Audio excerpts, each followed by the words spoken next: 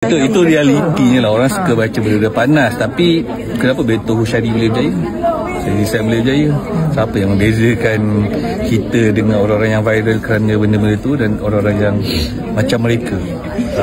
So basically decision tu kat kita lah. Sebab betul memang nak popular senang. Saya boleh lari bogel je kat KCC, besok minta maaf lah kan. Sebab orang Malaysia kan pemaaf kan. Tapi future-nya sebab kita, tindakan kita ni macam tadi dalam cerita lah, next tu kita sanggup hadap ke tak. Tapi saya memilih seperti orang-orang seperti itu lah. Tak ada je isu-isu panas, Alhamdulillah kan. Benda boleh dilakukan, jujur cakap.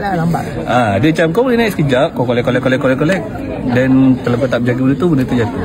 Itu realitinya. Sebab kita tengok as a manusia, kita bukan yang tengok as a disebabkan nafsu ke apa ke kan. Kita tengok as a manusia. Stereotype. Dia sangat susah sebab sampai level yang pernah berbual dengan director, producer apa semua, yang sampai level diorang punya ayat adalah kita tak buat cerita uniform.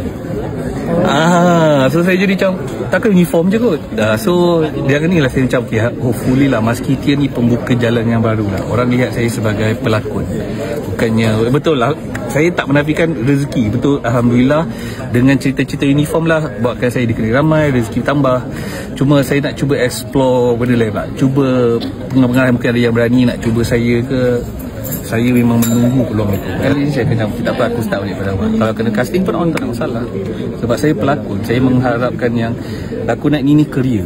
Saya bukan nak buat lakonan ini sebagai popular, buat bisnes. Tak, saya nak cuba like lakonan ni kira sampai satu masa mungkin aku dah penat dah ni baru aku untuk tahun ni dah banyak lah tawaran-tawaran.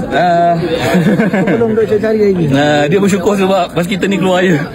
Kata ada rumah ya. Rumah, belajar, InsyaAllah lah ada rezeki.